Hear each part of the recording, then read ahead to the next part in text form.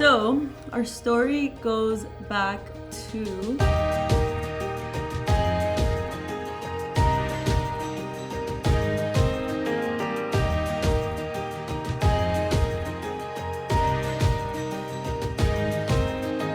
we've been in the same elementary school since first grade. There is a photo of us in a fifth grade school field trip. We didn't know each other then, but in a way we were in the same like circle. Like our parents knew each other before we knew each other. I went to the same middle school and high school. It was an all guys school. So like we had a lot of mutual friends, but I don't think we ever hung out with one another.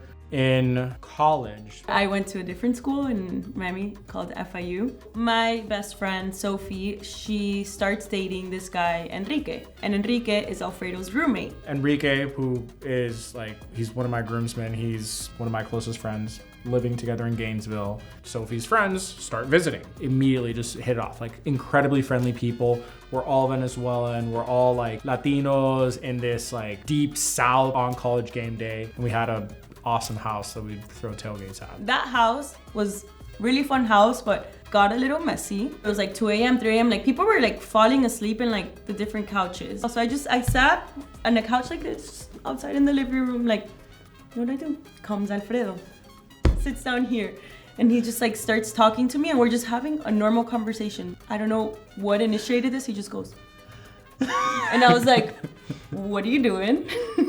And he was like, and then we ended up falling asleep on each other. Like, oh yeah, and then we it got a little asleep cute. like Yeah, that. I was like cute, but I feel like we got really close, and then life just did its thing. Yeah, you graduated, I moved away. So I lived in DC for a few years, saved up some money, and I decided I was gonna go back to school. And in December of 2019, I was gonna do 7 months backpacking, traveling the world.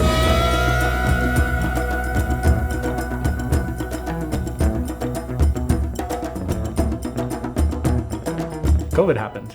I was actually camping in the desert between Abu Dhabi and Saudi Arabia. It was like I either get stuck here or I go home, and flew to Miami for what I thought was going to be a few weeks and ended up being several months. But one of the lessons that I had coming out of that trip that was all amazing, it would have been really nice to share it with someone. A few weeks after that epiphany was when Gabi reappeared in my life. After a few weeks of pandemic life, we start going to hang out like in the golf course. Come to my backyard, go to your backyard. Paddleboarding. We'd go to the beach. I remember Alfredo says he's gonna have like a goodbye party. He tells us that he met a girl who invited him to go cross country around the United States. Her name was Emma. We were talking about like our mutual desire to like go on trips. Like I had just been to Asia. She's like, oh, my trip got canceled because of COVID. She says, hop in my Pontiac and we'll ride west. Say less, it's too crazy. And she's like, no, like I'm serious, like let's go.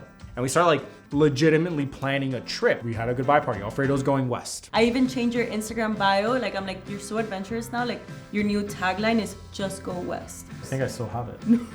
Sunday rolls around, we're supposed to talk. Don't hear for the rest of the day. Don't hear the next day when she's supposed to pick me up. Never hear from her again. I really wanted to keep traveling.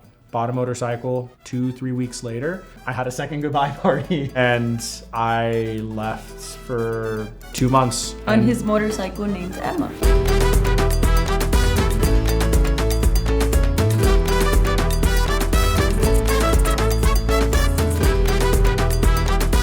I remember just like looking at flights because he had mentioned that his last stop was going to be Colorado. I ended up booking my flight. And then Felipe called me the next day heartbroken saying that he bought his flight too. Didn't he ask you like, oh wait, like did I interrupt something? Yeah, Gabi and I are straight up friends. Like nothing is happening, you're good, we're fine. Like we're all gonna go out and just enjoy Colorado. We went whitewater kayaking, we went cliff diving. Like...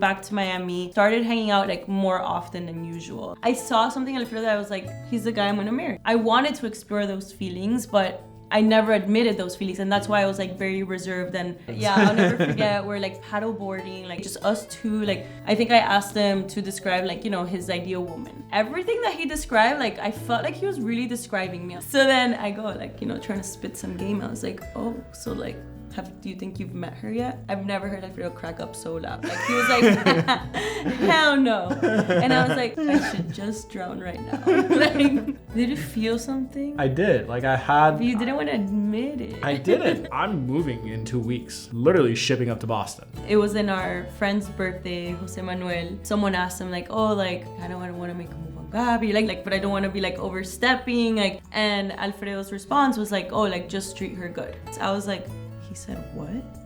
Just treat me good? Fast forward, that same night, he calls an Uber to go back home, 15-minute like drive. So then he's like leaving. At this point, it's like 6 a.m. He calls an Uber and I tell him, I'm like, oh, I'm gonna go too. And he was like, no, like, are you sure you don't? And I'm like, I wanna go. Like, I'm actually tired, you know? So we're in the back of the Uber with our mask. Like, I'm like, oh, how was your night? You know, I was like, oh, like, what? I heard that this person told you this. Like, and I'm like, tell me. And he was like, no, nothing. And I'm like, but tell me. He just goes like, you know. We were essentially confessing our love in the back of the Uber with our masks on. It was like super romantic. Holding hands. And that's when we shared our first kiss. We kissed in the parking lot. We kissed in the parking lot right before he like left to Boston.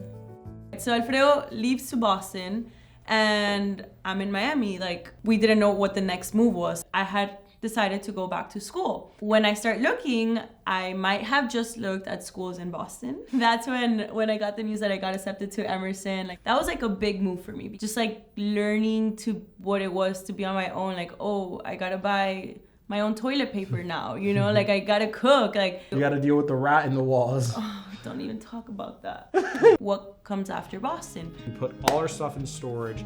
We got like 10% of our things, and then we stuffed it in our Volkswagen Tiguan, and then we drove across the country. So we did like round 2 of the trip from the year before. This time together.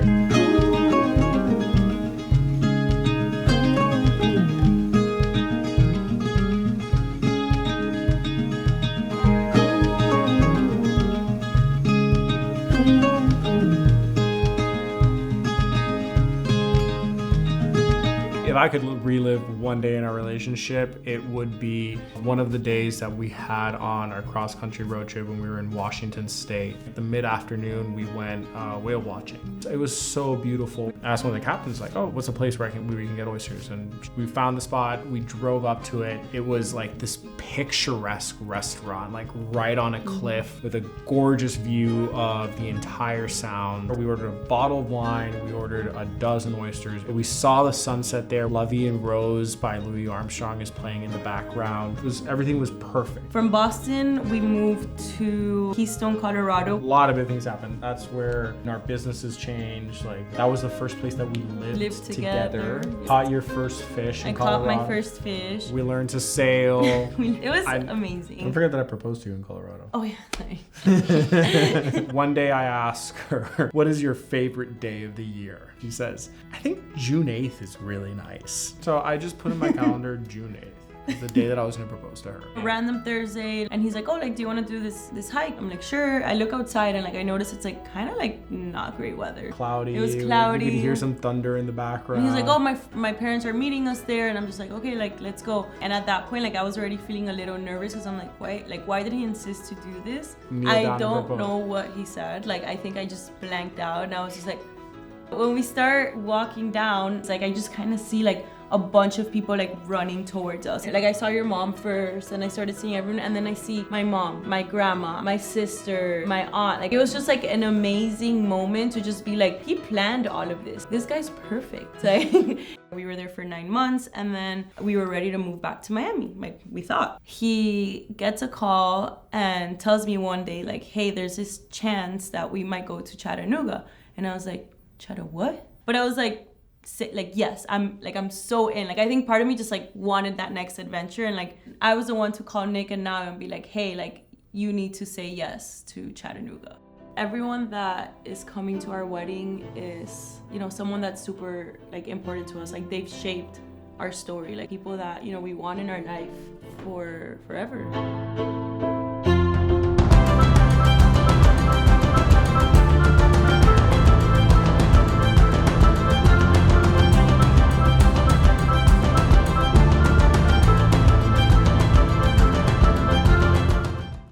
We've been together like 4 years, and like I still feel like the butterflies, and like Like, I don't know, I get emotional, but like I love him more and more every day. Like, a lot can happen, especially like with Prozo and everything. We don't know where life is going to take us, but I know that it's together, so we'll just take on, you know, whatever comes next.